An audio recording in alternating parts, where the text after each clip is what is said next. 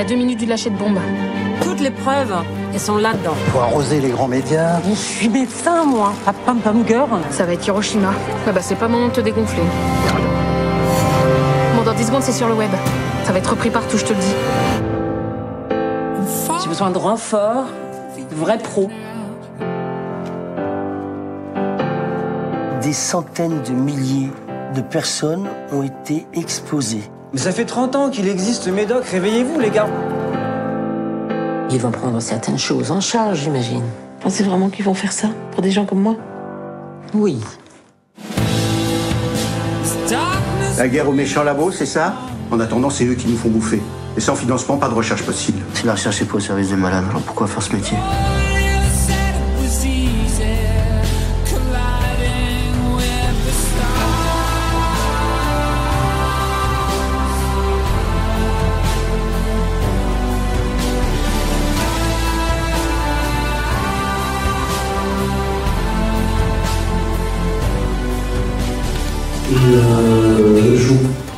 Je vais vous donner le micro, s'il vous plaît, vous vous présentez, parce que comme c'est filmé, c'est important de savoir à qui on a fait, et surtout vous attendez le micro pour parler.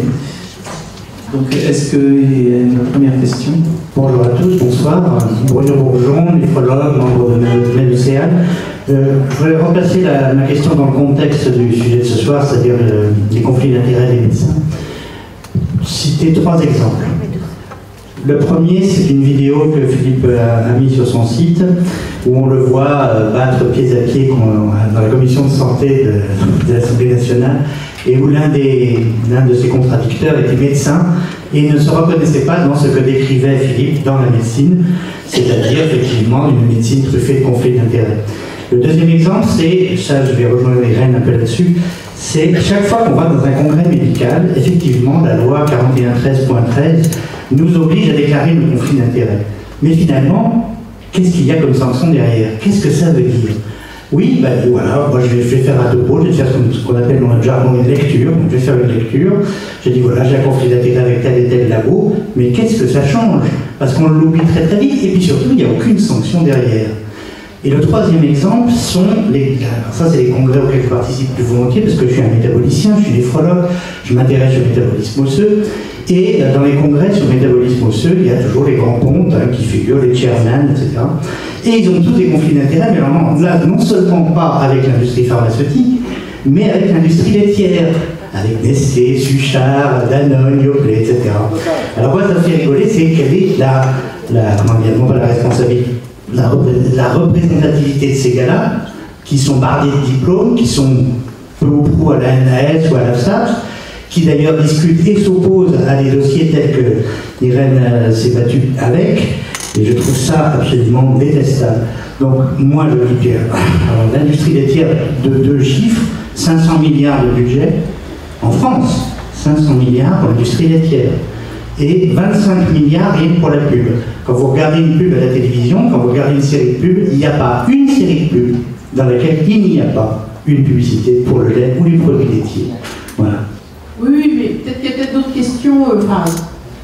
On entend bien vos commentaires, hein, on est complètement d'accord que la transparence, en gros, ne suffit pas. Elle permet de prendre conscience, pour ceux que ça intéresse, de l'omniprésence des conflits d'intérêts. Alors, un exemple, ça rend quand même bien service, et ça peut avoir quand même un effet. Le dernier en date, grâce à Anne Chailleux, la présidente du Formadep, je vois passer un tweet en pleine campagne électorale qui interrogeait les liens d'intérêt d'un des principaux conseillers santé de l'équipe d'Emmanuel Macron, un certain Jean-Jacques Mourad, et demandait s'il était le conseiller santé de Macron ou le speaker de Servier. Alors je tique là-dessus. Évidemment, Servier, moi je vois rouge, donc je regarde tout de suite la base transparence.gouv présentée. Je me souviens, j'étais en consultation, et là, je m'évanouis. Je crois que j'ai jamais vu autant de conflits d'intérêts, en particulier avec Servier. Simplement, la base transparence santé nous permet de connaître le montant des petites bouffes. Malheureusement, pas des gros contrats. Ça va venir. Et ça, on s'est beaucoup battu, et avec le Formadep, pour avoir transparence non seulement du montant des petites bouffes, mais qui font des liens très forts, il ne faut pas croire que c'est anodin, mais également des gros contrats de consultance que passent certains médecins avec l'industrie. Et donc, je n'ai jamais vu ça, c'est-à-dire qu'entre deux consultations, je notais frénétiquement les coûts que je voyais défiler sur des pages et des pages, et je suis arrivée à la modeste somme en 3 ans de 80 000 euros de frais de bouche et de déplacement pour ce médecin. Et on est monté instantanément au créneau de l'équipe de Macron, on a prévu tout le monde, la presse, l'équipe de Macron elle-même, etc. Et il a été débarqué en moins de 2 heures, avec une déclaration publique d'Emmanuel Macron qui a dit dans ces conditions, je ne connaissais pas l'existence de ces conflits. Mourad a reconnu qu'il ne les avait pas mentionnés, mais qu'il se contentait de donner des conseils éthiques à la firme Servier, donc il ne voyait pas très bien où était le problème. Heureusement, donc, il a sauté. Je pense que ça a été une très très bonne chose cette affaire-là, parce que depuis ça ne cesse de rebondir cette question des conflits d'intérêts, mais dans le domaine médical, ce n'était pas si évident. Et je me suis aperçue que des conseillers de Macron qui avaient pourtant, que j'avais connus, qui avaient œuvré à la base Transparence Santé, n'avaient même pas pensé à demander leur déclaration publique d'intérêt à ces conseillers santé. Donc, on n'a pas le réflexe en France de se dire un tel, grand professeur, etc., grand expert qui me parle, mais il me parle, mais d'où viennent ces infos? Qui le paye? Et ça, c'est un truc, chez les anglo-saxons, ça ne se rencontre pas. Nous, on pense que les grands professeurs qui parlent, ça lui tombe vraiment en toute indépendance du ciel. Et d'ailleurs, l'expert lui-même, généralement, on est convaincu également qu'il a fait tant d'années d'études et qu'il est totalement indépendant et qu'il a son esprit critique qui lui permet de donner un avis qui n'est nullement influencé, alors que toutes les sciences humaines et toutes les recherches sur les sciences humaines démontrent strictement l'inverse. Là, je suis en train de vous influencer. On s'influence tout le temps les uns les autres, et quand, dans l'exercice professionnel, quand c'est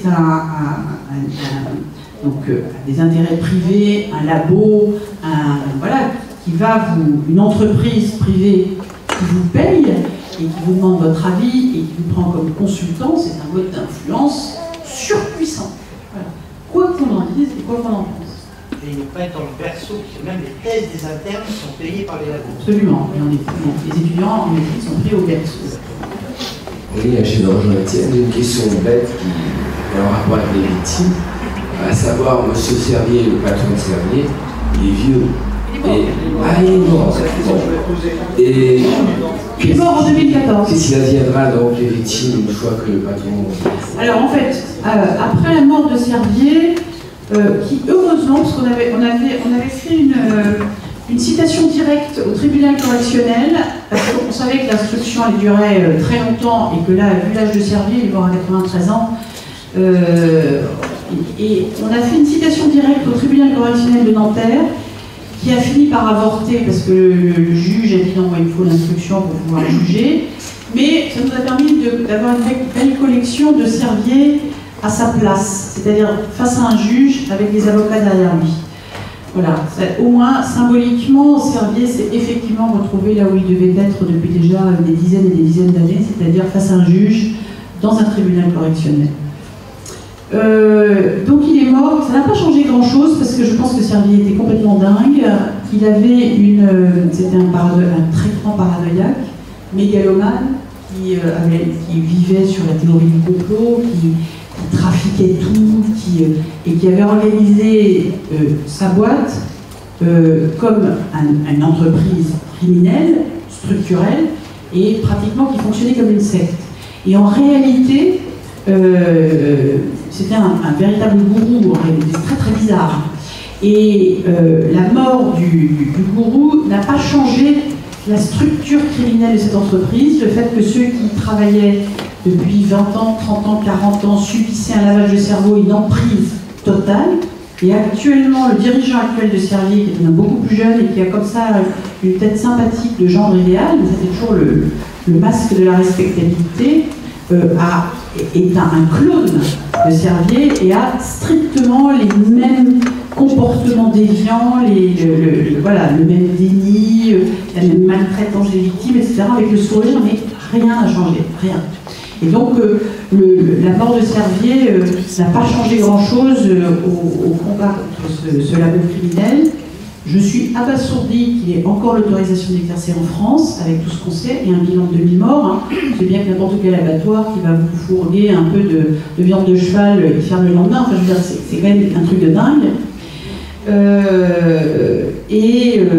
Aujourd'hui, c'est ce que je vous ai dit, ça commence à sentir un petit peu le roussi. On commence à les faire d'abord cracher au bassinet pour les victimes, avec tout ce que je viens de vous raconter, et le pénal, inexorablement, se rapproche de cette entreprise. Oui, bonjour, Rémi Foubert, médecin généraliste installé à La Réunion depuis 10 ans maintenant. Donc, je suis très admiratif de ce que vous avez fait. Pour moi, vous êtes une sorte de nouveau héros, puisque effectivement les lanceurs d'alerte, on connaît leur sort, bien souvent il est funeste. Moi j'ai du bol jusque-là, ça va peut-être mal se finir, hein. Je vais finir avec les balles dans la peau, mais pour l'instant ça se passe très bien parce que j'ai quand même été très soutenue par mon hôpital. Voilà, j'ai cette chance-là, donc j'ai toujours mon job. Je donnerai 06 et voir. C'est ça. Ça, quand on regarde un peu l'histoire de différents lanceurs d'alerte, on va dire que voilà, statistiquement vous êtes dans la bonne partie de la courbe de Gauss.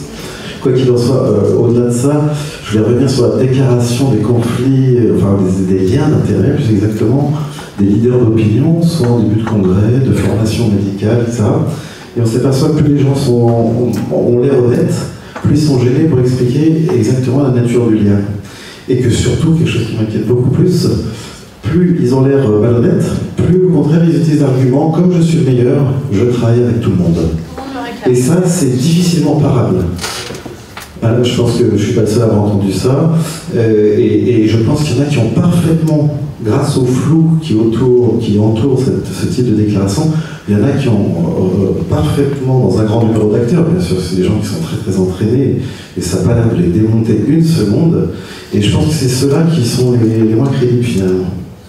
Donc, je ne sais pas si vous partagez cet avis sur cette façon de présenter ces liens d'intérêt, et j'étais bien content de voir que vous étiez un petit peu gêné. Absolument, absolument. Oui, alors je vais vous citer la Bible, peut-être vous faire rire, les proverbes, qui va rejoindre un petit peu notre problématique, les gens honnêtes ou pas honnêtes, ou ça. Tu n'accepteras point de présent, car les présents corrompent, aveuglent ceux qui ont les yeux ouverts et corrompent le cœur des justes. Ça veut dire que c'est un problème ancien, donc aveugle les présents, donc les liens d'intérêt, la petite bouffe du labo ou la carrière, ou tout ce que vous voulez, aveugle ceux qui ont les yeux ouverts et corrompent le cœur des justes, c'est-à-dire qu'en fait, le problème, il est pour ceux qui sont a priori honnêtes. Les justes peuvent être corrompus, et c'est là où on rentre en tension éthique, effectivement. Parce que les pourris, c'est des pourris, quoi. Enfin, ils vont être pourris dans le domaine de ils vont être pourris ailleurs, c'est probablement pas... Voilà, ils sont nombreux, hein, puis ils sont... Mais ce qui est terrible, et c'est là où c'est difficile pour des gens qui aiment ce métier, qui se pensent médecins, honnêtement, qui se pensent humanistes, etc. Et effectivement, ces liens d'intérêt les aveuglent, les corrompent, et on est au cœur de ce que je crois que vous venez de souligner. Et j'ai pas de réponse. Hein. Est-ce qu'il ne faudrait pas proposer, en tant que leader d'opinion, éventuellement un schéma type pour présenter les liens d'intérêt qui prévaudrait pour toute personne qui fait des déclarations publiques, de manière à être sûr que la personne va être obligée à un certain nombre de thèmes et de façons de présenter qui pourraient laisser aucun doute? Oui, ça vous plaît ma formule, voici les liens qui influencent ma pensée médicale? Oui. Ça vous va? Oui, c'est dans le bon sens. Bien sûr. Non, c'est vrai qu'il faudrait réfléchir à la façon de présenter les liens d'intérêt, mais en fait, pour moi, le plus important, et ce à quoi je m'attelle actuellement, et je ne suis pas la seule, plus que la répression, plus que la stigmatisation de gens qui finalement sont foutus, ils ne comprendront jamais rien. Je pense qu'il faut s'attaquer aux jeunes générations et former les jeunes médecins et les bébés médecins à la notion de la critique des liens d'intérêt, des conflits d'intérêt, des techniques parfaitement rodées qu'utilise l'industrie pharmaceutique pour manipuler, pour passer par le truchement, soit des assistants médicaux, soit l'utilisation des leaders d'opinion, ce qui est encore bien pire, puisqu'il s'agit de capter en fait leur maître pour faire passer ces messages d'influence par les maîtres, etc. Et ça, je pense qu'on a... Moi, je crois à la nouvelle génération, entre guillemets, si on la forme à la critique des liens d'intérêt. Et je pense que la présentation des liens d'intérêt devrait y en avoir moins, ça devrait être, entre guillemets, moins inacceptable. Et c'est d'enseigner le leadership. Ça commence, oui. On s'y colle les uns et les autres de plus en plus et on est en train d'essayer de le formaliser. Merci. Merci beaucoup, madame, pour tout ce que vous avez fait. Ça nous montre que notre engagement personnel est important, quel que soit le métier, quelle que soit la place à laquelle on se trouve. Et beaucoup de gens vous doivent la vie aujourd'hui. Et je fais un parallèle, je ne me suis pas présentée, donc je suis magistrat. Je fais un parallèle avec le travail qui a été fait par notre collègue le juge Thiel, qui, pour l'affaire Guy Georges, a contrevenu complètement à la loi pour obliger les laboratoires experts à faire des comparaisons entre les ADN qui avaient été retrouvés sur les victimes d'assassinat avec tous les ADN relevés par les laboratoires. Et grâce à lui, aujourd'hui, on a affiché des empreintes génétiques. Grâce à vous, aujourd'hui, je pense que les choses changent parce que récemment, la Cour européenne des droits de l'homme vient de changer la façon dont les juges vont pouvoir apprécier les affaires. Au mois de juin 2017, la Cour européenne a eu à se prononcer sur une demande qui lui avait été faite par la Cour de cassation. En France, il y avait, comme vous l'avez dit tout à l'heure, des juges les plus nombreux qui rendaient des décisions en matière de victimes d'accidents liés aux médicaments à la décision de la communauté scientifique. La communauté scientifique l'a dit, c'est la vérité. Or, certaines juridictions jugeaient autrement et disaient on a un faisceau d'indices qui démontre par exemple qu'il y a un lien entre le vaccin et la sclérose en plaques. Et la Cour de cassation, ayant eu à se prononcer, a dit mais on va demander à la Cour européenne ce qu'elle en pense. Et la Cour européenne a dit aujourd'hui, les magistrats ont le droit de se prononcer à partir d'un faisceau d'indices. Ça veut dire qu'aujourd'hui encore, c'est le patient, la victime, qui doit faire la preuve de son préjudice, mais le juge peut l'entendre. Et on dit à tous les juges qu'ils peuvent l'entendre. Et ça, je crois que c'est une révolution. Alors, aujourd'hui, la révolution, elle a été entendue par les laboratoires qui disent, alors il y a certains qui ont dit, ben, vous voyez, c'est le fait, on prouve ainsi que entre les vaccins et certaines maladies, il y a un lien.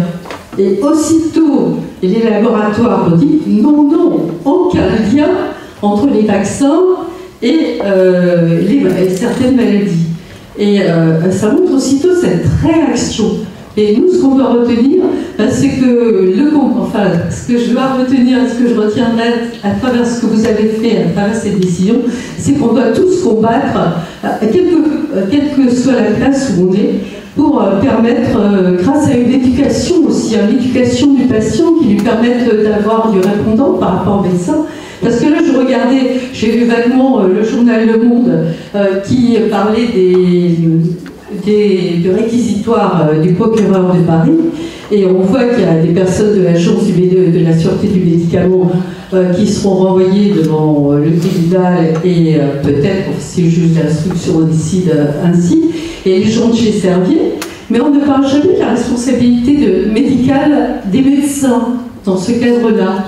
Qu'est-ce que vous en pensez? Le médecin qui a été directement prescripteur. Il est évident qu'il n'y a aucune commune mesure entre l'importance du rôle du laboratoire Servier et celui du petit médecin. Alors, je vais répondre à votre question sur la responsabilité des prescripteurs dans l'affaire du Mediator. J'ai deux commentaires à faire. D'abord, j'ai la preuve multiples que les prescripteurs ont été trompés par Servier jusqu'au bout sur la dangerosité du médicament. J'ai deux documents qui sont d'ailleurs allés qui ont atterri chez le juge d'instruction dès que je les ai eus en main, un médecin généraliste en 2008 qui a demandé au visiteur médical de Servier s'il y avait quelque chose à craindre en termes de cardiovasculaire avec le Mediator. Il a reçu un magnifique courrier qui lui expliquait qu'il n'y avait aucun signal de toxicité cardiovasculaire. Et j'ai retrouvé, alors c'était encore plus balèze, en 2009, quelques mois avant le retrait du Mediator, alors que tous les feux étaient au rouge, une endocrinologue qui était l'endocrinologue de la première patiente HTAP dont je m'étais occupée en 2007, et qui avait dit à sa liteuse médicale, je suis embêtée, j'ai une patiente qui a une HTAP, on me dit que l'équipe de Brest me dit que c'est le Mediator, et elle a reçu un beau courrier de Servier lui expliquant que ça n'avait aucun lien et qu'il n'y avait pas de signal cardiovasculaire. Et donc elle a represcrit du Mediator, heureusement ça a été interdit quelques semaines après, et elle l'a eu très mauvaise quand elle s'est fait traiter d'empoisonneuse par ses patients. Alors, ça c'est, donc, dans ce cadre-là, si vous voulez, on ne peut pas, enfin, les médecins généralistes, enfin, ou les médecins prescripteurs, peuvent vraiment apporter des éléments probants comme quoi ils ont été trompés. Cela étant, ils gardent un certain niveau de responsabilité sur deux points.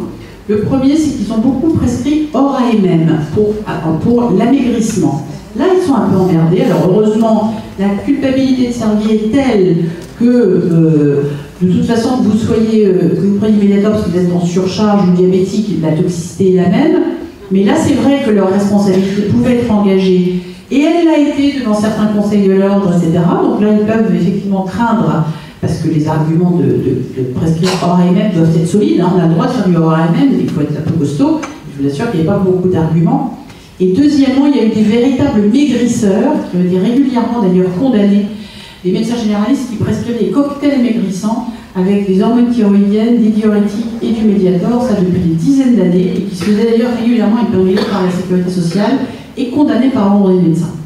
Donc oui et non pour le Mediator, vous avez bien compris.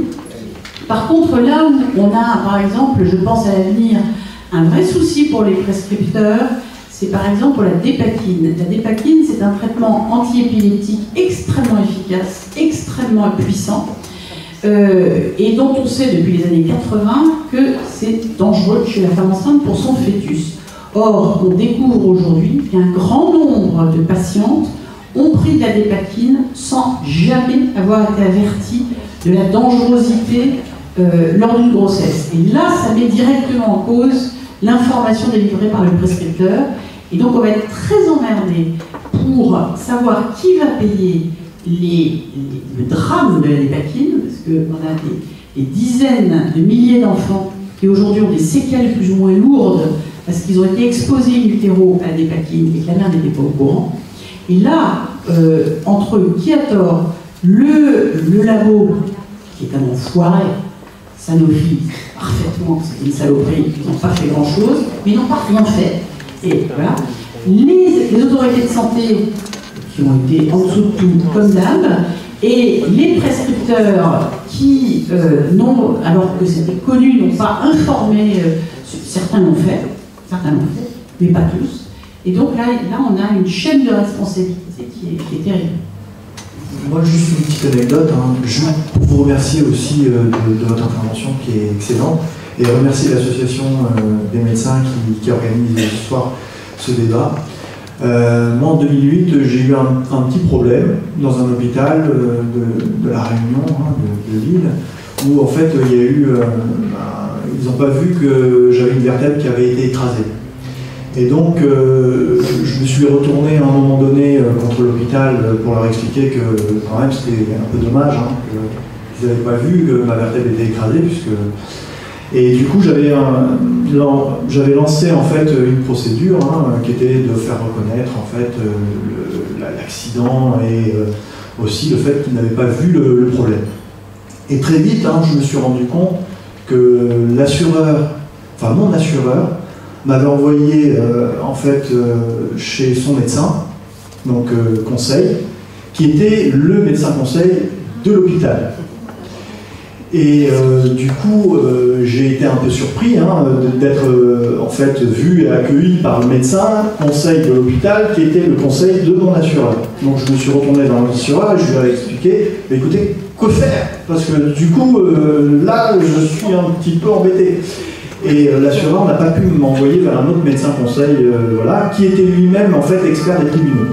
Voilà. Donc toute la chaîne était bien complètement déroulée par des conflits d'intérêts majeurs. C'est un scandale absolu, ces conflits d'intérêts entre experts médicaux qui bouffent à tous les râteliers, donc en conflit d'intérêts structurels, à tel point que dans, par exemple, l'affaire du Mediator, on a un de ces experts qui est actuellement mis en examen. Alors lui, il cumule toutes. C'est-à-dire qu'il est expert pour les tribunaux, expert pour les labos, il était expert pour l'agence du médicament, et c'est monstrueux, c'est-à-dire qu'on l'a vu en situation d'expert judiciaire pour des médicaments pour lesquels il avait donné l'AMM en tant qu'expert à l'agence, on l'a vu expert pour des médicaments alors qu'il avait été conseiller du laboratoire et même avait défendu contre le plaignant, le même laboratoire sur le truc. Et ce gars-là, je vais le nommer parce qu'il s'appelle Bernard Rouvex, il est mis en examen dans l'affaire du Mediator, il continue à être expert. Voilà. Alors qu'on l'a récusé 15 000 fois, etc., qu'on a averti les cours, etc. C'est monstrueux. Alors il paraît qu'il a un magnifique château qui lui coûte très cher à entretenir, et donc je ne doute pas qu'il arrive effectivement à obtenir les fonds nécessaires.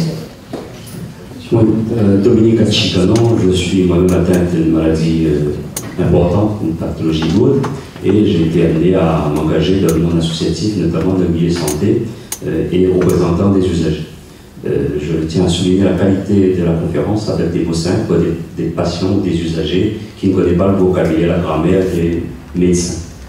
Et mon intervention, ce sera pour demander au Dr Frachon quelle a été la part des associations et des personnes dans l'engagement du travail et je dirais du combat que vous avez mené. Ça, c'est une première question. La deuxième, c'est, je profite que l'université est là et l'ensemble des professionnels de santé pour attirer votre attention quand est-ce qu'on aura un bilan pour l'ensemble des Réunionnais qui ont été victimes du chikungunya. Et on sait qu'un certain nombre de produits qui n'étaient plus utilisés en Amérique a été utilisé par le gouvernement français pour le balancer sur la Réunion à grande quantité qui a détruit la flore, la faune et un certain nombre de choses. Et on a eu des décès chez des anciens et des jeunes enfants. Ça, c'était une chose. La deuxième, aussi, de l'université, nous attendons, en tout cas, il y a eu une mission parlementaire sur chikungunya, mais 10 ans après, 15 ans après, qu'est-ce qu'il en est? Pourquoi autant de dégâts? L'autre chose, c'est sur la pathologie que je suis atteint, et bien d'autres personnes en parlent, c'est les médicaments qu'on nous donne en cancérologie, qui guérit d'un côté, bien sûr, qui nous tiennent, et on est en un bon nombre aujourd'hui de sortir de la maladie, d'être guéri, mais les conséquences et les effets secondaires, des fois, partent jusqu'à faire émerger d'autres maladies graves. Et là-dessus, ce n'est pas de l'accusation vis-à-vis d'un tel X, Y, Z, mais en tout cas, les conséquences sont lourdes aujourd'hui. Un certain nombre de malades, de personnes qui ont été atteintes par des cancers, souffrent énormément après le cancer. Et ça, que d'ordre psychologique ou à prendre des nouveaux traitements, parce que madame parle des spécialistes en pneumologue, quand on a été greffé 2 fois allogreffé, le système respiratoire prend un coup. Et là, on est extrêmement diminué par rapport à sa vie sociale, mais aussi continuer d'être dans le sort de malade. En tout cas, je ne me plains pas, nous ne nous plaignons pas, mais nous voulons être aussi demain des patients, acteurs, accompagner, nous aider à devenir être acteurs de notre santé, mais aussi de la société dans nos associations de santé. Merci, j'ai été un peu long, excusez-moi. Non, je vous en prie, pas du tout, très clair. Ouais, merci, monsieur. Je ne sais pas si Irène va réussir à répondre sur le chikungunya, mais sur le reste, sûrement. Pour les associations, alors effectivement, moi, très vite, quand l'affaire a éclaté, j'ai cherché des associations pour pouvoir relayer la prise en charge des victimes du Mediator. Alors le monde associatif est un monde très hétérogène en fait, ce qui est compliqué, c'est-à-dire que ce sont des associations en loi de 1901. Alors là, je ne parle pas des associations de patients, je parle des associations de victimes et qui sont plus ou moins fiables. Et grâce à la revue Prescrire, j'ai beaucoup je continue à beaucoup travailler avec une association qui est en Angers. Et donc je travaille avec de nombreuses associations mais côté victimes, en fait, qui s'occupent des victimes d'accidents médicaux, certaines de très grande qualité, d'autres qui sont plus critiquables. Et c'est souvent une source de grande perplexité pour les victimes, parce qu'ils peuvent tomber de Caribe-en-Silla et être aussi la proie d'associations qui peuvent être prédatrices et peu efficaces. Toujours est-il que depuis toutes ces années, je travaille beaucoup avec des associations, et avec certaines avec qui ça se passe remarquablement bien, notamment Cadus, et qui sont des acteurs de santé. Ce sont souvent des gens qui ont eux-mêmes subi effectivement un traumatisme initial d'un effet secondaire, ce qu'on appelle iatrogène, etc., et qui se sont rendus compte de la difficulté à faire entendre la voix des victimes en France, de la complexité de ces démarches indemnitaires, et donc qui font profiter de leur expérience et développent une vraie expertise, et qui vont mettre au service des citoyens blessés. Donc ça, c'est absolument fondamental. Et moi, après, il y a les associations de patients qui prennent une véritable place aujourd'hui de plus en plus importante, effectivement, dans les différents comités consultatifs, dans les hôpitaux, à la NSF, etc. Leur présence est effectivement très importante pour, entre autres, rappeler, parce que le Mediator, c'est pas un bon cas, parce que c'est même pas un médicament, c'est un truc qui sert à rien et qui tue. Donc la balance bénéfice-risque, elle est zéro. Là, ce dont vous parlez, finalement, c'est des effets iatrogènes, c'est-à-dire il y a un bénéfice à avoir des allogreffes pour les maladies mortelles, mais les conséquences, elles sont quand même, elles peuvent être terribles pour la santé. Et ça, c'est quelque chose qui doit peser, en effet, sur la décision, être pris en charge, être pris en compte. Et je crois qu'on s'ouvre de plus en plus aux associations d'usagers. Mais bon, je ne sais pas si mon commentaire vous... Et dernière chose, attention, les associations de patients deviennent une porte d'entrée pour l'influence des industriels et Et ça, c'est... Un chiffre dont je me souviens, parce que vous l'avez entendu citer si vous êtes venu au Med-Océan, l'Association française des diabétiques, 500 000 € par an des laboratoires. Ou 5 millions, je sais plus, 5 millions d'euros, c'est quelque chose de faramineux. C'est un ordre d'une dizaine, hein, mais je crois que c'est 500 000 ou 5 millions d'euros. Enfin, c'est extraordinaire. Il n'arrive plus, de moins en moins, espérons-le, et je me tourne vers mes jeunes confrères, à passer par des médecins, ils passent par les patients. Et alors, juste une petite anecdote horrible, c'est que j'ai été virée d'une association de patients avec laquelle j'ai travaillé pendant des dizaines d'années, parce que ma critique des liens d'intérêt posait trop de problèmes au conseil scientifique de cette association. Compte tenu des nombreux liens qu'il y avait avec l'industrie pharmaceutique. Le CIDES, qui regroupe toutes les associations de patients, revendique d'être financé par l'industrie pharmaceutique, l'argument étant évidemment qu'il y a des tas de choses à faire pour les patients malades et qu'il n'y a pas d'argent public, et qu'il faut bien trouver l'argent quelque part. Non seulement ça ne les gêne pas, moi j'ai des courriers que je montre dans le cours aux internes, ou enfin des communiqués, ou le 6, le 6, non, je vous en prie, ou le 6, monsieur, je vous en prie votre question, voilà, non mais c'est... Juste petite réponse pour le chikungunya, j'ai été beaucoup investi il y a une dizaine d'années, donc pour ce chikungunya, il y avait une étude de séroprévalence faite par Antoine Flao, du PHP de Paris, et qui était donc l'ancien directeur de l'école de santé publique de Rennes, et qui avait montré que 30% donc de la population avait été sérologiquement touchée. Sérologiquement, c'est-à-dire on a fait une prise de sang, puis on voit s'il y a un contact entre... Sauf que ces 30%-là ne sont pas forcément les 30% qui avaient mal au dos, et que dans ces 30%, il y en avait qui n'ont pas mal au dos. Mais donc c'est le dernier chiffre à ma connaissance qui a été fait. Ensuite, on ne s'intéresse plus trop au chikungunya. Moi, je considérais un peu ça comme les maladies orphelines. Hein. Qu'est-ce que c'est que ça intéresse un laboratoire à une population de 600 000 habitants et puis on mémorise à côté? On s'en fout complètement. On nous avait dit on aura un vaccin dans 6 mois. Et évidemment, un vaccin ne se fait jamais en 6 mois.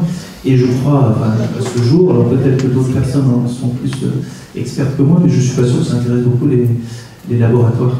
Juste, je profite d'avoir le micro. Donc vous avez ici le site Prescrire, qui a été un peu au départ, hein, qui avait publié pour le Mediator, dont son directeur Dominique c'est ça, Bruno Toussaint, qui était d'ailleurs là en 2012, hein, notre première journée indépendante.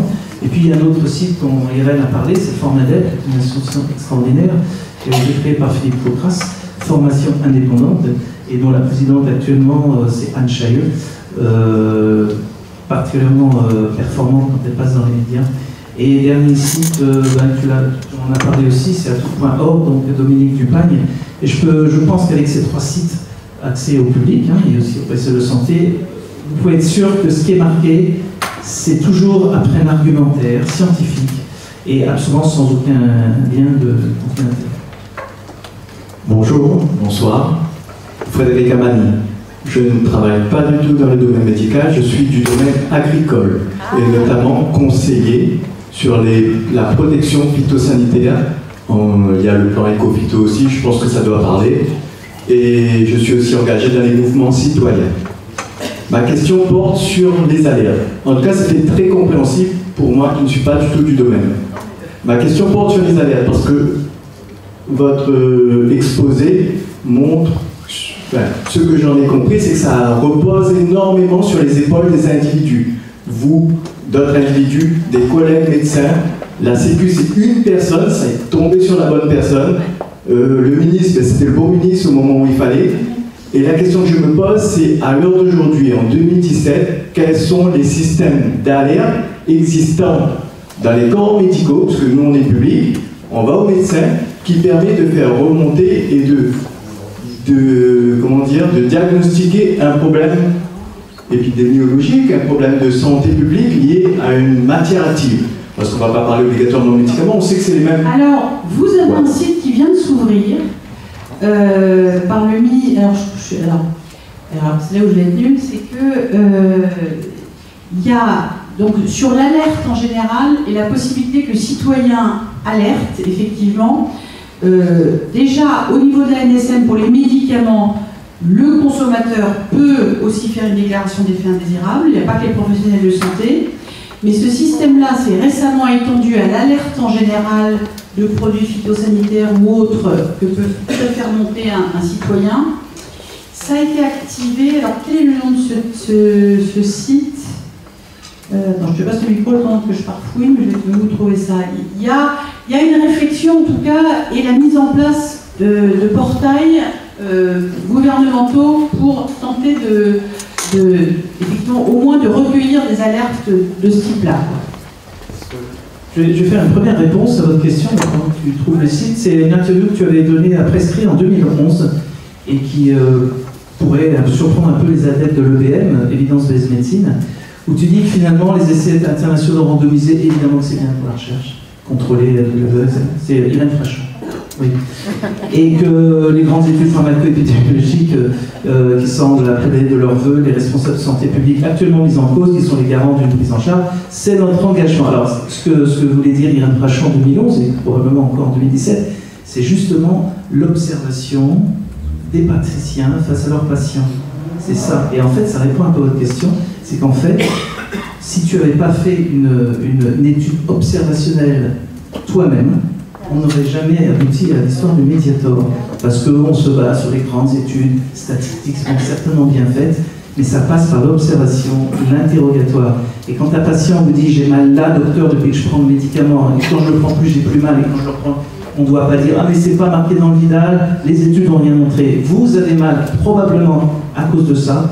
Et la responsabilité du professionnel est justement de l'observer et donc de faire remonter ces observations à ce fameux site dont Irène est en train de chercher.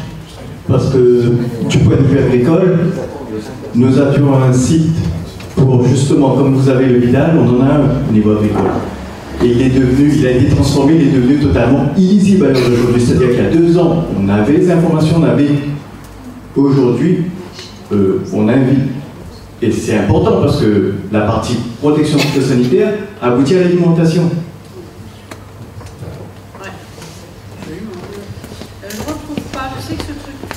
On le mettra de toute façon sur le site Médocéan. Ça me donne l'occasion avant de passer à la question suivante, et on terminera dans 5-10 minutes parce qu'il va falloir échanger autour d'un petit buffet, quand même, c'est la tradition ici, et libérer M. le gardien qui attend impatiemment.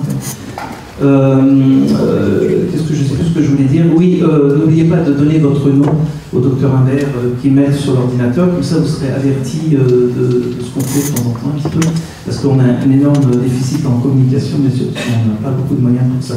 Une question là-bas. Bonjour, Bernard Robert, pharmacien.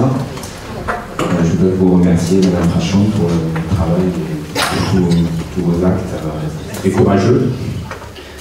Dans le cadre du Mediator, on a vu qu'il y avait un préjudice individuel sur chaque patient qui a été touché par cette valvulopathie. Mais à partir du moment où le laboratoire sera ultérieurement, on l'espère, condamné par rapport aux pratiques que vous avez décrites, est-ce que vous ne pensez pas qu'il y a également un préjudice collectif à la société, puisque c'est un médicament qui a été remboursé par la sécurité sociale pendant des années? On sait très bien, vous l'avez prouvé par vos études, que le laboratoire fait le forcing auprès des visiteurs médicaux pour qu'ils fassent eux-mêmes le forcing auprès des médecins pour élargir l'indication d'un médicament dont on savait très bien que le service médical rendu était très faible, même dans l'indication thérapeutique de l'AMM. Voilà, c'est ma question, puisque je pense que ça a coûté également très cher à la collectivité. Absolument, j'ai une réponse, je pense qu'il va vous satisfaire. C'est que la Caisse d'assurance maladie s'est portée partie civile précocement pour réclamer le remboursement de tout ce que lui a coûté le Mediator, remboursement indu et soins de prise en charge des patients de valvulopathie et autres. Et donc, ils ont un excellent avocat, ils sont très bien défendus, et puis mon Père Noël, enfin mon copain, la sécu, il est à fond. Et ils ont donc réclamé, ils ont estimé à peu près, je crois, leur préjudice à 500 millions d'euros au minimum. Donc j'espère bien que, je suis très confiante même sur le fait qu'ils devraient recouvrir une partie de ces sommes, enfin, j'espère. Et la dernière chose, qu'est-ce que je voulais dire? Ouais, moi ce que j'aimerais bien, mais je ne sais pas comment on va y arriver, c'est que le processus d'indemnisation qui a été voté à l'Assemblée nationale, mais qui nous coûte à nous, en fait nous, si vous voulez, l'ONIAM, le collège d'experts, toutes les secrétaires, les juristes qui travaillent, etc., ça fait le bonbon, et c'est nous qui payons. Et il faut absolument que le service paye ça. Enfin, je veux dire, c'est insensé, il y a des expertises, c'est nous qui les payons. Bref, donc il faut qu'ils payent tout. Mais pour la Sécu, c'est parti. Et les mutuelles aussi. Bonjour, Arnaud Gallo, médecin hospitalier. J'aurais voulu savoir, la fermeture du Mediator, donc on n'est certainement pas à la fin, on est même en plein milieu, visiblement, si vous avez compris. Qu'est-ce que ça a permis aujourd'hui comme mise en place? Quels ont été les outils qui ont été mis en place pour éviter que ça se reproduise? En quelque sorte, est-ce qu'aujourd'hui il y a des médicaments qui sont prescrits et consommés qui sont les médiators de demain? J'ai en tête, mais c'est peut-être un procès d'intention, j'en sais rien, je suis ni expert ni dans un domaine ni dans l'autre, un médicament qui a été prescrit pendant des années, qui au moment de tomber dans le domaine public, se trouve une nouvelle indication, à la condition qu'on multiplie les doses et les posologies par deux. Le premier, c'est la première maladie, c'était la sclérose en plaques, aujourd'hui c'est l'alcoolisme. C'est peut-être un procès d'intention qui n'en est rien, j'en sais rien. Mais je ne comprends pas trop le lien, et qu'est-ce qu'on fait aujourd'hui pour éviter que le Mediator ne soit produit demain? C'est le baclofène. Hein. Alors, c'est une excellente question. Alors, il y a des choses encourageantes et d'autres moins. Alors, ce qui est encourageant, par exemple, pour la question du baclofène. Donc, effectivement, il y a un emballement sur le baclofène à forte dose pour traiter l'alcoolisme qui est parti de quelques observations et puis des études qui ont été finalement menées mais avec des résultats qui sont très très médiocres manifestement. De l'autre côté, pour le baclofène comme pour d'autres de ces médicaments en question, l'assurance maladie met en place des études majeures qui sont ces croisements de données, donc ce qui a été fait pour le Mediator. C'est-à-dire qu'on a des grandes études épidémiologiques qui peuvent répondre de façon très pointue à au moins la question de la dangerosité de ces produits-là. En fait, donc depuis l'affaire du Mediator, mais il se trouve qu'il y avait une coïncidence entre la possibilité pour la Caisse d'assurance maladie de croiser de façon anonyme, mais les personnes qui avaient été d'une part remboursées par exemple pour du baclofène, et d'autre part, qui avait eu des codages hospitaliers pour différentes pathologies. Hein. C'était deux bases de données qui étaient indépendantes, hein, les remboursements d'un côté et les pathologies de l'autre. Et donc depuis 2009, l'assurance maladie a réussi à lier ces bases de manière à pouvoir les croiser. Et c'est ce qui a été fait donc pour le Mediator, où on a pu voir que les gens qui avaient eu des remboursements de boîtes de Mediator en 2006 avaient eu plus d'ennuis cardiovasculaires en 2007, 2008, 2009. Et donc je sais que pour le baclofène, ces études sont en cours et qu'elles ne sont pas forcément rassurantes en ce qui concerne la sécurité d'emploi du baclofène, notamment à forte dose. Donc on commence à avoir des outils qui répondent. Pour la question du garde d'asile, par exemple, après qu'on ait signé notamment la pétition il y a quelques années pour demander à ce qu'on fasse des études sérieuses sur d'éventuelles toxicités de ces vaccins, parce que les vaccins sont comme n'importe quel médicament astreint au même... c'est pas le vaccin avec un grand B, hein, vaccin contre le cancer du col de l'utérus. Voilà. Et bien, après cette pétition, ça a incité effectivement les autorités de santé à lancer leur grande base de données, là nouveau, le Père Noël fait le boulot. Et il y a une chose très claire qu'il a sortie et qui a vachement emmerdé les pouvoirs publics, c'est de voir que le risque de Guillain-Barré était multiplié par 3 ou 4 chez les jeunes filles qui sont vaccinées par le garde d'asile. Alors après, est-ce qu'il faut quand même vacciner les jeunes filles par le garde d'asile? C'est un risque très faible qui va toucher peut-être 2 jeunes filles sur 100 000 vaccinées par rapport au pari effectivement de préserver vis-à-vis du cancer du col. Mais les bases de données de la caisse d'assurance maladie sont d'une puissance pour détecter, en tout cas s'agissant des médicaments remboursables, des effets secondaires sérieux qui est absolument incroyable. Le dernier, alors, le baclofène c'est en cours. Pour la dangerosité. Pour l'efficacité, il va falloir que ceux qui ont fait toutes ces études, baclogie, etc., nous prouvent que c'est vraiment efficace et ça a l'air compliqué. Hein. Là, le dernier truc qu'ils ont trouvé, pour vous donner, par les gynécos, les endocrinos traitent l'hirsutisme avec des très fortes doses d'acétate de cyprotérone. C'est ce qui fait les Ludiane à toute petite dose et ce qui fait l'androcure à très forte dose. Et ben, il semble que ça multiplie par 40 le risque de méningiome.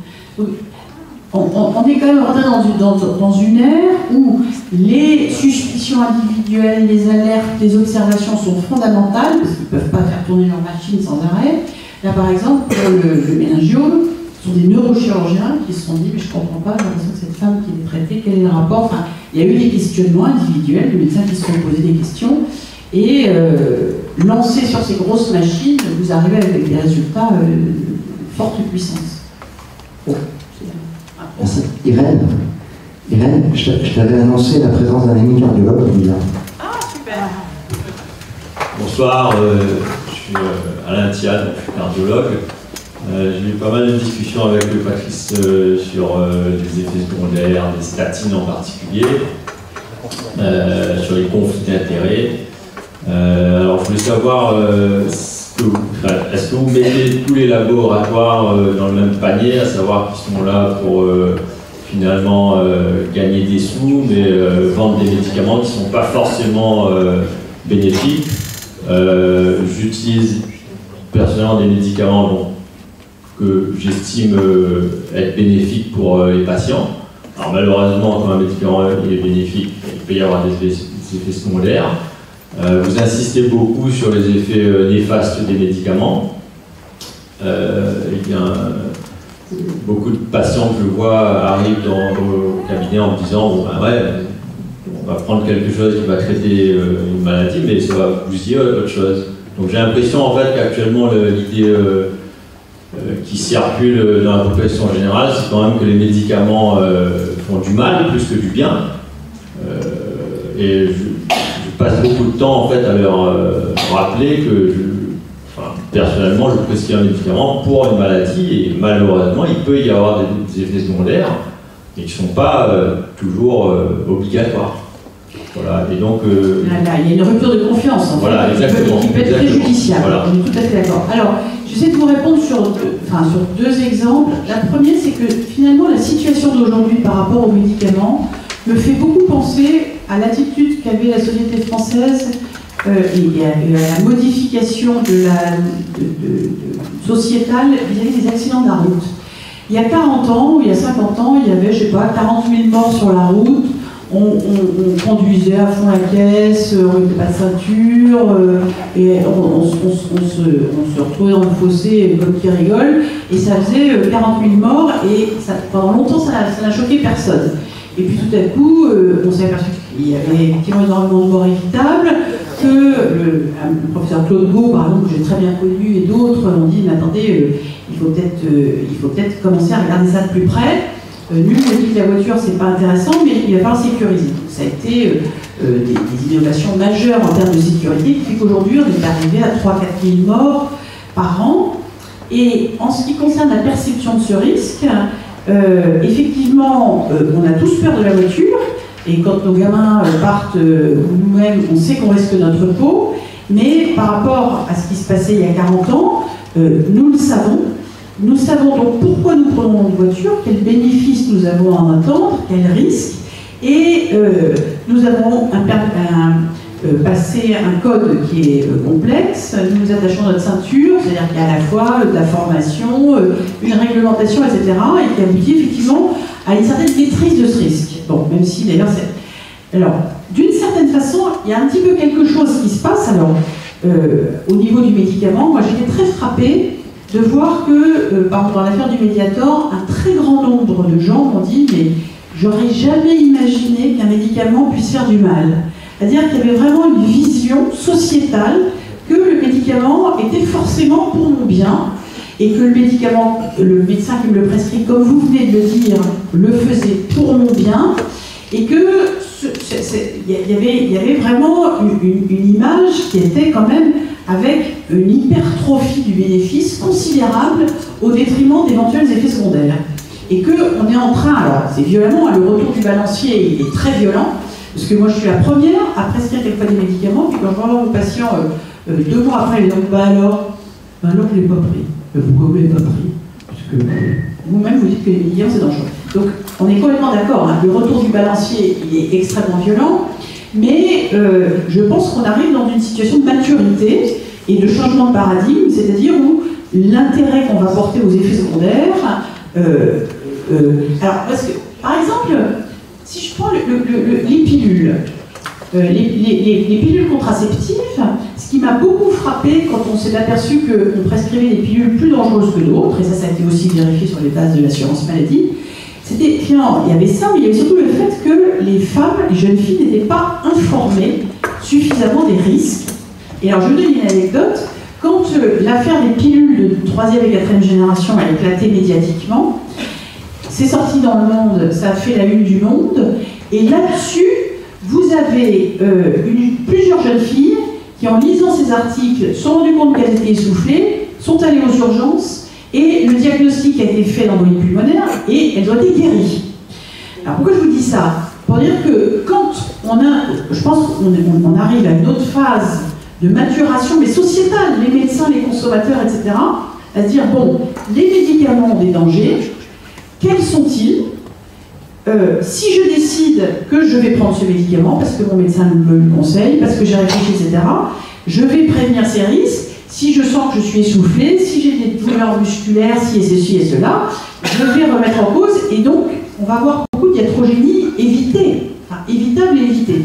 Donc ça c'est un peu sur le principe général de dire, bah oui, en ce moment on parle surtout des effets secondaires, mais je pense que le balancier est en train de revenir, mais que finalement l'idée c'est de passer d'une confiance aveugle à une confiance éclairée. Et quand même, on avait une vision du médicament qui était hallucinante et qui avait la majorité de nos concitoyens. Alors ça, c'est une réponse un petit peu plus générale. Ensuite, en ce qui concerne... Qu'est-ce que tu montres? Le site que tu cherchais tout à l'heure, mais bon. Ah, super!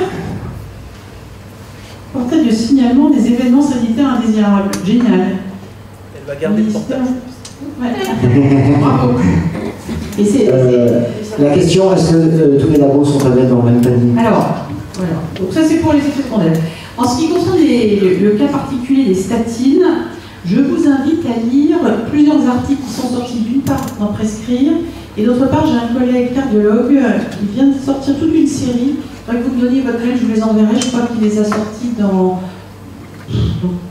Cardiologie pratique, enfin un truc assez banal, mais avec justement une réflexion sur la notion de nombre de personnes à traiter pour éviter un événement cardiovasculaire. Et ça, il y a peut-être une autre façon de présenter aux patients, pour leur laisser aussi leur libre arbitre, parce qu'on ne traite plus une maladie, on traite un facteur de risque, et peut-être que c'est intéressant pour le patient de savoir quelle est la probabilité qu'il évite tel ou tel événement cardiovasculaire. Et finalement, on peut imaginer qu'un certain libre arbitre aussi lui revienne. C'est un changement de paradigme pour nos médecins, mais bien sûr, quelqu'un qui a une embolie pulmonaire, vous avez beaucoup insisté pour qu'il prenne un anticoagulant. Quelqu'un qui a une pneumonie à pneumocoque, j'ai beaucoup insisté pour qu'il prenne de la pénicilline. Quelqu'un qui a un facteur de risque cardiovasculaire, prévention primaire, prévention secondaire, peut-être que, malgré tout, bon, ça prend du temps, mais peut-être que la formation, effectivement, à un médicament qui ne traite pas une maladie, mais qui est censé prévenir un événement, dans quelle proportion, etc., ça va devenir, je pense, des choses qui sont à échanger. En tout cas, il faut y penser avec nos patients, même si c'est compliqué. Alors ensuite, pour en revenir à... alors, moi, tout le monde m'a posé la question, tout le temps, mais est-ce que c'est un mouton noir et le reste, c'est des bisounours? Et moi, ça m'a beaucoup troublé aussi, parce que moi, je suis arrivée vraiment dans cette affaire-là de manière... je ne suis pas Philippe de Chazourne ou Philippe Nicot ou Philippe Foucras, qui depuis qu'ils sont bébés ont élaboré une pensée critique vis-à-vis des laboratoires pharmaceutiques. Moi, j'ai pris ça vraiment comme ça, parce que j'étais une bonne petite élève et je n'étais pas grand-chose en cause, finalement. Et donc, je me suis dit, scrogneux, est-ce que c'est partout pareil? Alors, oui et non. Alors, il y a un livre qui est très important à lire. Alors, oui et non, pourquoi? Il faut avoir un principe de réalité qui n'est pas une critique, qui est un principe de réalité. C'est que nous sommes dans une société capitaliste dans lequel le médicament est un objet du marché, ou qui répond aux règles du marché. Vous pourriez tout à fait imaginer que le médicament puisse être une exception aux règles du marché et répondre strictement et uniquement à des intérêts publics et soit financé par l'argent public. Ce n'est pas du tout le cas. On est vraiment dans une logique de marché, et quand vous regardez d'ailleurs les priorités, la façon dont priorise l'Europe, par exemple sur la politique vis-à-vis du médicament, elle dit certes, et c'est écrit noir sur blanc, certes il faut tenir compte des objectifs de santé publique et de sécurité sanitaire, mais sans que cela n'entrave le développement économique des industries pharmaceutiques. Donc la défense de l'intérêt économique des industriels de santé est mise de manière prioritaire dans les textes européens. Donc il faut le savoir, ça. Deuxièmement, il faut savoir que l'industrie pharmaceutique est une des industries actuellement les plus rentables et de très loin pour les investisseurs financiers. C'est même une valeur refuge, plus rentable que l'industrie du luxe, plus rentable que l'industrie de l'agroalimentaire, plus rentable que l'industrie militaire, etc. Donc on est sur des produits à très forte rentabilité, avec des masses d'argent considérables, et donc qui répondent à ces logiques qui peuvent effectivement mener des industriels et des commerçants à aller très très loin pour répondre à, bien sûr, la pression des actionnaires, des investisseurs, etc. Donc ça, c'est une situation de fait. Alors, dans la réalité, si vous regardez... Alors, il ne s'agit pas de dire que les gens qui travaillent dans l'industrie pharmaceutique sont des bandits. Et là, de ce point de vue-là, je mets Servier complètement à part. C'est-à-dire que vous avez bien compris, j'ai présenté Servier comme étant... Je dis souvent que Servier est à l'industrie pharmaceutique ce que Madoff était au monde de la finance. On n'est pas chez les bisounours, mais Servier, c'est une entreprise criminelle, et ça n'est rien d'autre. Et je ne vois pas pourquoi ces gens-là continuent à avoir d'ailleurs une licence de commerce. J'espère bien que le procès pénal y mettra une fin si les juges sont un peu couillus. Mais, les industriels du médicament répondent à des objectifs de rentabilité qui sont extraordinairement contraints. Et aux États-Unis et partout dans le monde, il y a des amendes colossales qui sont régulièrement infligées à tous nos grands industriels pour des manipulations, des dissimulations et des phénomènes de corruption qui sont tout à fait à l'identique de ce qu'on voit avec Servier. Et de l'autre côté, lorsqu'il y a des effets secondaires graves, les cohortes d'avocats qui vont s'opposer aux demandes indemnitaires sont strictement les mêmes cabinets qu'utilise Servier. Donc, on n'a quand même pas à faire des bisounours. Peut-être des commentaires à faire, Philippe. Écoutez, c'est passionnant, de toute façon, il faudra que tu reviennes, parce qu'on va être malheureusement obligé de clôturer. Je vois qu'il y avait un monsieur qui a levé la main tout à l'heure. Avant d'aborder la dernière question, parce que malheureusement, il faut qu'on ait ce moment d'échange entre l'expert des nouvelles. Donc on va clôturer après la dernière question. Je voudrais simplement vous montrer donc le site Medocéan, sur lequel qui se présente comme ça, et vous pourrez revivre un peu les différentes vidéos. On revoit les Frachon sur ce qu'on a fait, et surtout ne pas oublier qu'il y a cette projection débat demain. Et sur le site Medocéan, vous arrivez à cette affiche et vous verrez qu'il y a un lien qui est actif permettant de s'inscrire. Visiblement, Alain Corin nous a dit qu'il y avait encore de la place. Vladimir Canter demain à 18h30. Pour information, tu seras au GT en direct de l'université demain à 12h30 antenne Réunion, et le soir sur le plateau de France de Réunion Première. Petit point, puis après on pose la dernière question sur le garde d'asile. D'une façon générale, sur les vaccins, le risque est minime. Le problème, c'est qu'il peut être minime quand il y a une indication sur 100 patients. Quand il y a une indication sur 1000 patients, il est un peu moins que minime. Et c'est ce qui se passe avec les obligations vaccinales, et notamment le garde d'asile, puisque au-delà de la jeune fille, il est préconisé maintenant chez la jeune fille dès 9 ans, et le petit garçon aussi. Donc évidemment, le risque va être augmenté. Et on a abordé, mais on ne pourra pas en parler plus, il y a des personnes dans la salle très sensibilisées à cette problématique du garde d'asile, ses effets indésirables, l'aluminium. On n'en sait rien, mais en tous les cas, il faudra inciter absolument les professionnels de santé à surtout faire remonter les éventuels incidents. Tu nous as dit qu'il était presque prouvé par rapport aux effets indésirables selon les données de la CNAM, par rapport au garde d'asile, et donc peut-être à d'autres vaccins contre l'hépatite. Ce n'est pas le débat de ce soir. Je vous propose donc de passer cette dernière question, et puis on fera une petite conclusion avant de voir le cours de l'unité. J'ai un bouquin fondamental, alors je vais quand même le gars qui l'a écrit, c'est celui de la Cochrane, Peter Gauthier, qui a écrit un livre sur les crimes de l'industrie pharmaceutique, mais c'est le patron de la Cochrane, vous savez, qui est cette librairie Cochrane, qui est une analyse indépendante. C'est un consortium international qui livre des méta-analyses de grande qualité sur les indications thérapeutiques. Et il a écrit un livre qui a été traduit, mais il faut le commander au Canada. Mon mari l'a commandé au Canada. Et je vais vous donner, voilà, vous le recevez, c'est passionnant, c'est complètement flippant, et il recense quand même un certain nombre de grandes actions criminelles de grandes boîtes pharmaceutiques qui ne sont pas Servier et qui donnent froid dans le dos. Et si vous regardez, si vous suivez un petit peu l'actualité comment dire, législative, enfin en termes d'amendes qui régulièrement tombent à droite, à gauche sur ces industriels, des dérives sont régulièrement observées et donnent lieu à des amendes records quand même. Donc on n'a vraiment pas à faire des bisounours, mais on ne peut pas faire autrement. Et justement, alors là, c'est très noir ce que je suis en train de dire. Je pense qu'il faut travailler avec l'industrie pharmaceutique. Je pense que l'innovation thérapeutique, elle passe par cette collaboration, parce que je n'en vois pas d'autres. Les fonds publics sont absolument insuffisants. Il y a des gens de très grande qualité qui travaillent dans l'industrie pharmaceutique.